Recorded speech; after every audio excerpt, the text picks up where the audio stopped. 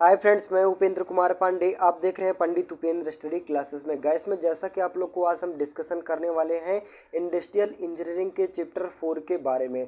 जैसा कि आप लोग को नेक्स्ट क्लासेस मैंने चैप्टर 3 के कुछ टॉपिक के बारे में डिस्कशन किया था। आज हम बात करने वाले हैं मोशन एनालिसिस यानी गति विश्लेषण के कुछ टॉपिक के बारे में।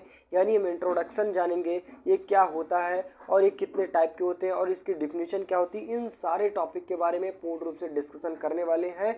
तो यहाँ पे वीडियो काफ़ी हेल्पफुल होने वाली है। वीडियो लास्ट तक देखना है, तभी आप लोग को समझ में आएगा। चलिए बात करें, जैसा कि आप स्क्रीन के माध्यम से देख पा रहे हैं, इंडस्ट्रियल इंजीनियरिंग जो आपका चैप्टर होने वाला है, कौन सा है?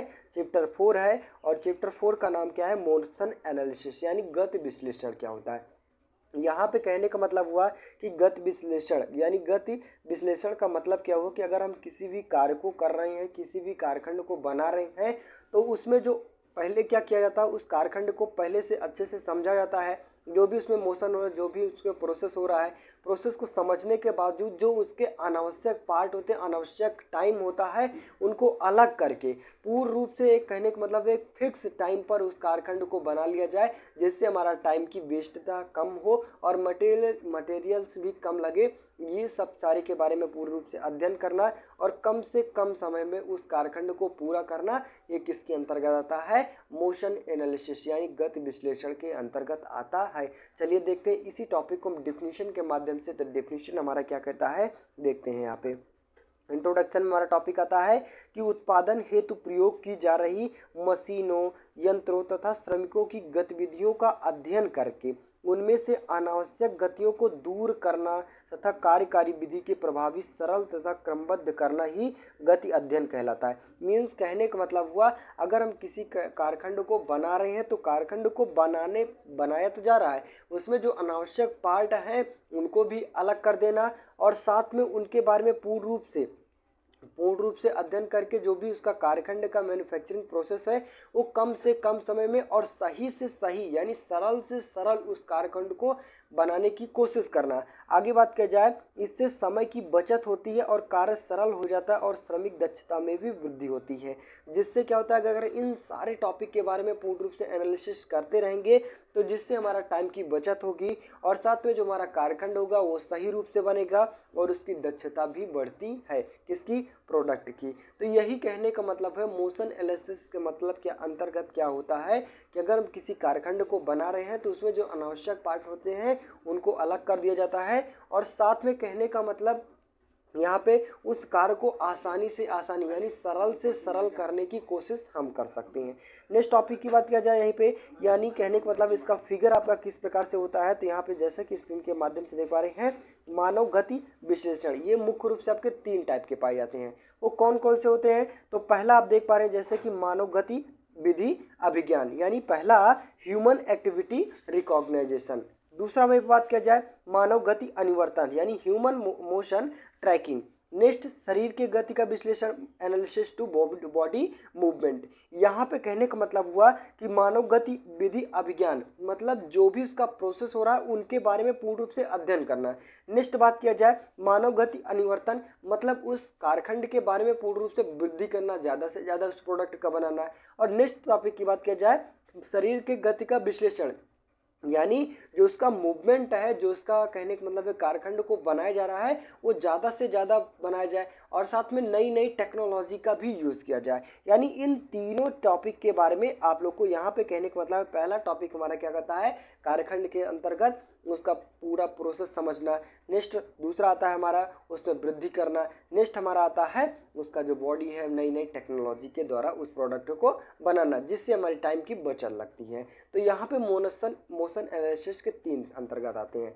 नेक्स्ट टॉपिक की बात किया जाए गति मितव्ययिता के सिद्धांत, यानी प्रिंसिपल ऑफ मोशन इकोनॉमी क्या होता है, इनके बारे में देखेंगे। इनको हम डिफिनीशन के माध्यम से देखेंगे। डिफिनीशन हमारा क्या कहता है कि सुगम अंग संचालन एवं गति का खोज गिलवर्थ एवं प्रोफेसर वंश ने काफ़ी महत्वपूर्ण योगदान दिया, जिन्होंने विभिन्न गतियों की सूची बनाकर उस मानव गति का मितव्ययिता के सिद्धांत पर का नाम दिया।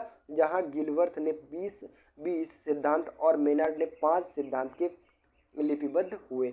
मीन्स कहने का मतलब हुआ कि गति मितव्ययता के सिद्धांत, यानी कहने का मतलब अगर हम किसी कारखंड को कर रहे हैं तो उसके आधारित पर इन्होंने दो ऐसे वैज्ञानिक हुए जिनका नाम क्या पड़ा, प्रोफेसर वंश पड़ा और गिलवर्थ पड़ा। इन्होंने दो वैज्ञानिक ने अपने कहने का मतलब किसी कारखंड पर ऑपरेशन कर रहे हैं तो उस कारखंड को ऑपरेशन करने का सही रूप से सटीक कहने का मतलब है प्रोसेस बताया, और वो प्रोसेस हमारा 20 टॉपिक हुआ, जिन्होंने 5 ऐसे प्रोसेस समझाए जिससे कारखंड के अधिक से अधिक समय में, यानी कहने का मतलब है कम से कम समय में अधिक से अधिक प्रोडक्ट को मैन्युफैक्चरिंग प्रोसेस कंप्लीट कराया जा सकता है। चलिए देखते हैं, जैसा कि आप लोग को यहाँ पे वो 5 टॉपिक कौन कौन सा है। तो यहाँ पे पहला हमारा टॉपिक आता है गतियों का समकालिक होना चाहिए। मतलब कहने का मतलब है जो कारखंड का गति, जो भी उसका प्रोसेस है वो पूर्ण रूप से संभव होना चाहिए।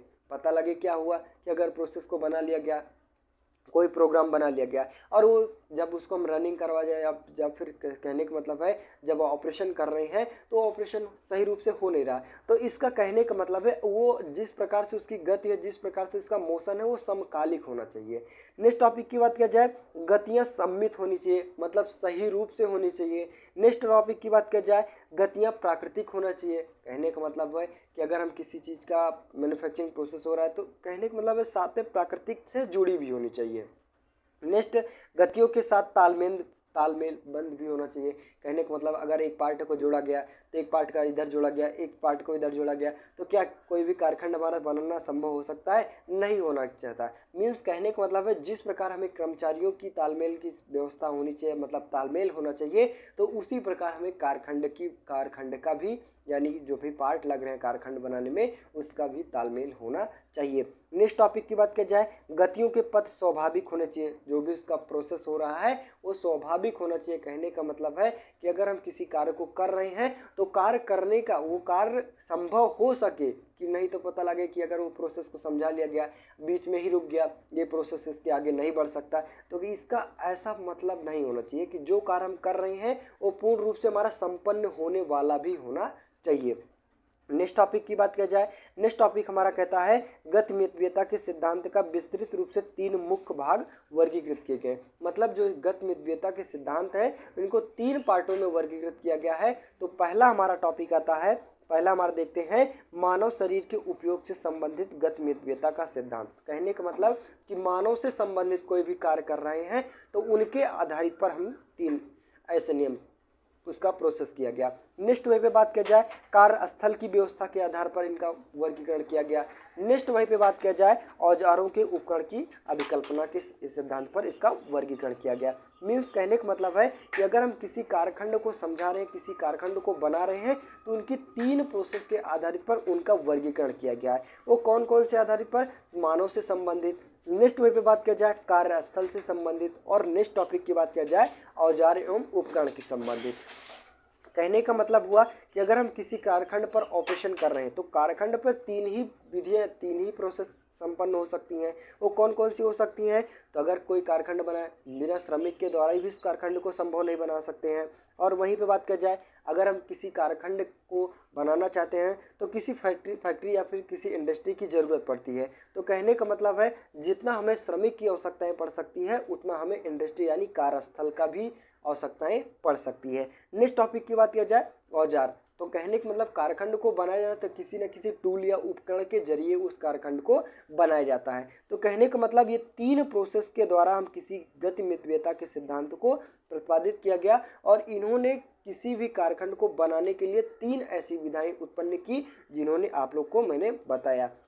नेक्स्ट क्लास मैंने आप लोग को बताऊंगा कि मानव शरीर के उपयोग संबंधित गति मितव्ययता का सिद्धांत क्या होता है। इन सारे टॉपिक के बारे में पूर्ण रूप से डिस्कशन करने वाले हैं। तो बस गाइस आज के लिए इतना ही। वीडियो अच्छी लगी हो, चैनल पर नए हो, चैनल को सब्सक्राइब कीजिए, ज़्यादा से ज़्यादा शेयर करने की कोशिश कीजिए। मिलते हैं नेक्स्ट वीडियो में, तब तक के लिए जय हिंद।